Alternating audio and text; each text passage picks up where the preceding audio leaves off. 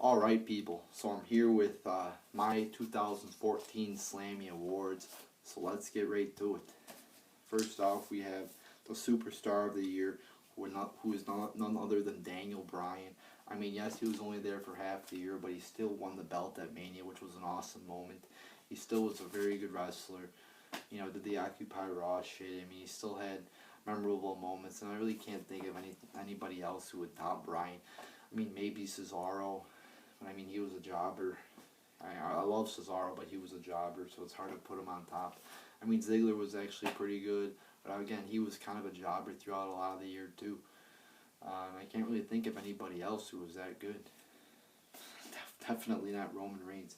Match of the year. I'm going to give it to Neville versus Zayn, because the match was a great match. Great fucking wrestling match, but what happened after the match was great, too. That's how you fucking change a championship.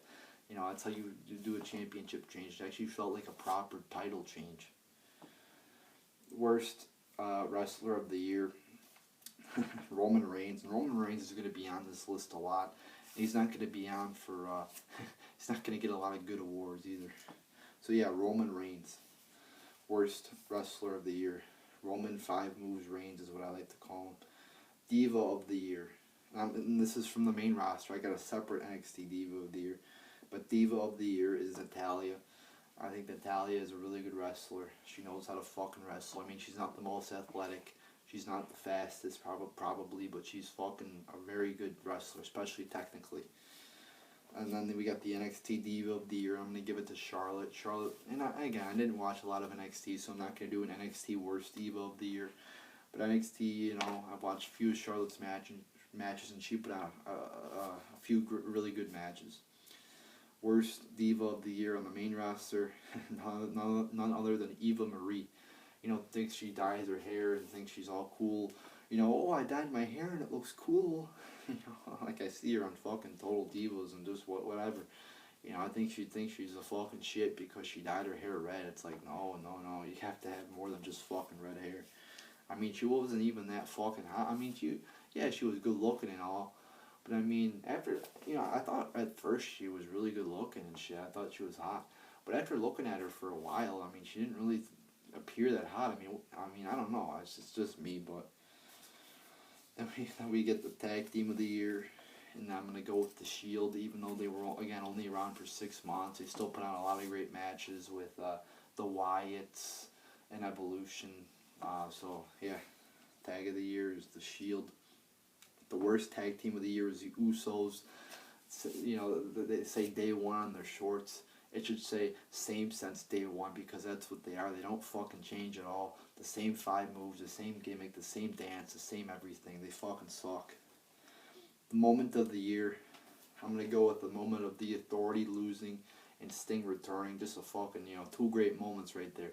Authority out the door, and you thought they were out for good, but no, they came back. But still, at that moment, you know, you thought the Authority was gone for good, and Sting was back. It was still a great moment. Funniest moment of the year, I'm going to go with The Rock, with Lana and Rusev. You know, pretty good jokes there. Not what you would call PG. You know, making fun of Lana, making fun of Rusev. It was funny, and it was a good moment. Return of the year, I'm going to go with The Rock at WrestleMania 30. It was a surprise return. They kept it under the sheets. You know, they didn't say, oh, rumor on Bleacher Report, Rock is returning. You know, and normally, even if they wouldn't have let anything leak, Bleacher Report or these other fucking websites would probably have, you know, chances are they would say it, because you could fucking type in anything in a Google search engine.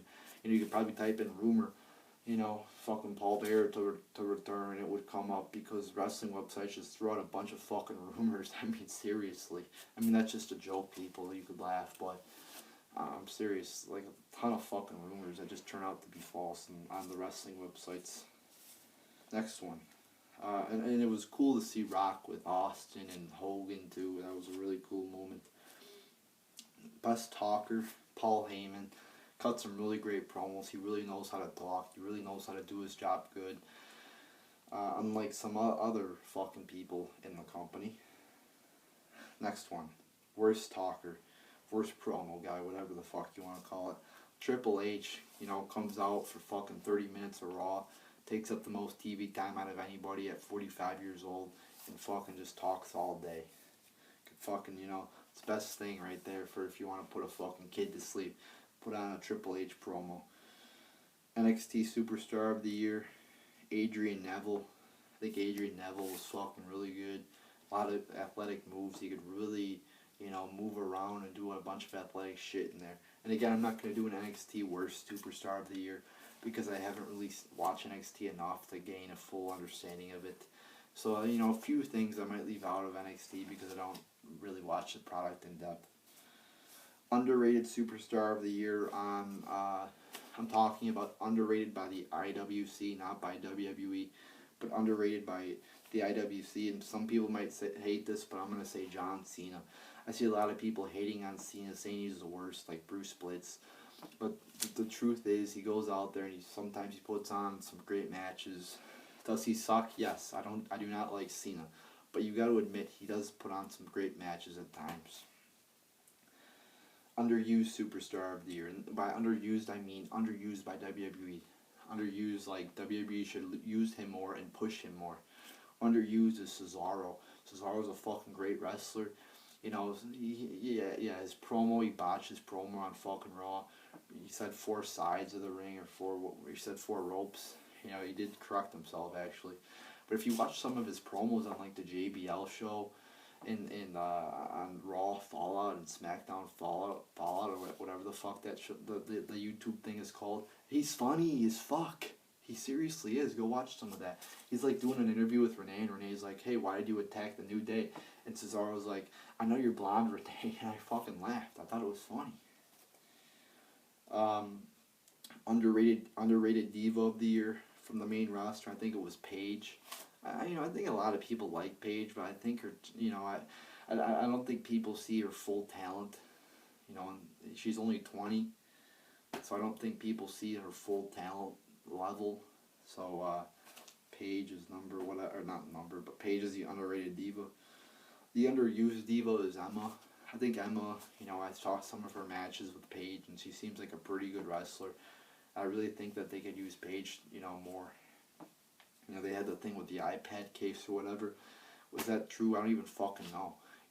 She wasn't convicted of anything, so I don't even fucking know what the fuck went on with that. Overrated Superstar of the Year, none other than Roman Reigns. Fucking people just fucking sucking up to Roman Reigns, thinking he's the greatest of all time, thinking he's greater than sliced bread. He's not fucking shit, people. Moldy bread is better than Roman Reigns.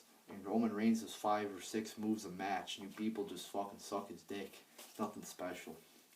Overused Superstar of the Year, Roman Reigns. He's all in the fucking, top spots, hogging the top spots, doing 5 moves, while people like Cesaro and Ziggler and Bray Wyatt are way beneath him, being fucking, just tearing it up, putting on great matches, doing great promos. Overrated Diva of the Year, Brie Bella. I see a lot of people, mostly probably women. I didn't even know really who to pick for this, because most people aren't even interested in the Divas division. But I see a lot of women out there, especially, the younger women. Probably the younger women, I don't know, just fucking love the Bellas or whatever. That's why I decided to pick Brie. I don't know. Gimmick of the Year, I'm going to go with Damien Sandow. I thought that was a fucking hilarious gimmick, having him do all the moves Miz does. That kind of doesn't make any sense, but you would kind of extend your imagination with the product just a little bit. It shouldn't be so realistic that so unrealistic that, you're like, what the fuck is this shit? No, it should be kind of realistic, but I could stretch my imagination to a certain extent. So Sandow is fucking hilarious. He's funny, and I like him. Commentator of the Year, JBL. And that's pretty much the lesser of two evils, because the commentating is pretty shitty. But JBL, I don't know, I guess he's better than fucking Lawler. Cole's alright, I guess. I don't fucking know. It's hard to tell because they're probably just telling him what to say anyway.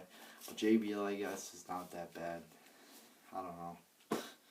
And half the time I'm not even paying attention to commentary. Usually, when I'm not fucking sleeping, I'm not even usually paying attention to commentary on the show. And the last one is pay-per-view of the year, WrestleMania 30. You had a lot of great moments.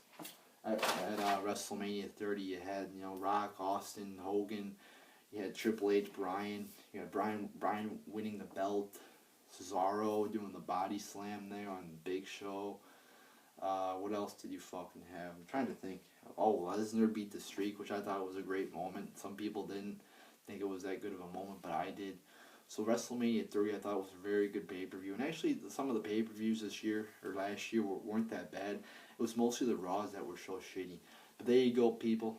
There's your 2014 Slammy Awards, my Slammy Awards. And how does WWE do Slammy Awards before the year's up? You can't do a fucking award for the year if the year's not up yet, so it doesn't make sense. But anyway, if you have any Slammy Awards, you know, you would like to comment below, then feel free to do so. I'm always encouraging comments. So there you go, people. There's my Slammy picks for 2014.